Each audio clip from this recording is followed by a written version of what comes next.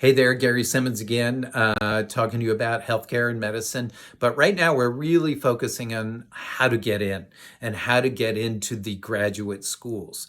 And I'm trying to give you a bunch of suggestions. They're not gospel, but they might help. Let's talk a little bit right now just about MCAT scores, but the same would go for any other sort of entrance exam. Um, MCATs are important, no matter what they tell you.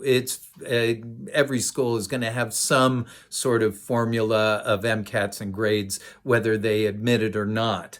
And so MCATs are very important. You should do as well as you can. You're not going to get by like I did back in my day where I didn't study for 1 second. You're going to have to study.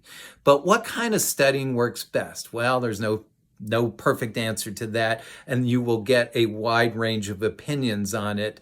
But what seems to work the best, what I've seen through many students, is practicing the questions, really practicing the questions a lot. I'm going to keep repeating that, a lot. Practice those questions a lot. Start early. Don't wait until 2 months before the MCATs. Start early. Start your sophomore year if you want on courses that you've already had, on subjects that you've already had. But start practicing the questions. Get into the rhythm. Get into how they work. Your mind will eventually adapt to it to the point where they just seem like old hat. And therefore, once you eventually take the exam, you won't be intimidated at all by the questions or the format of the questions at all. You'll just, do you know the answers or do you not? But get into practicing it. That's also going to help you know where your weaknesses are, where you might need to focus more, and practice away. Should you take the courses? Should you take these MCAT courses, spend a lot of money on them?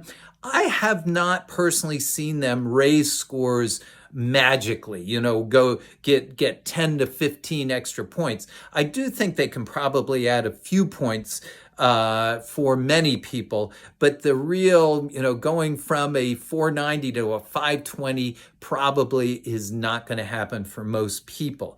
But if you have the money and you have the time, it may add a few points. Other people strongly believe in really going back and studying some of the core subjects. I'm not so big on that. I wouldn't have been able to do it, but if it works for you, certainly do it. But don't do that at the loss of practicing questions. Make darn sure you practice questions over and over again. All right, that's my opinion on MCATs. We can talk about them more if you like. Bye-bye now.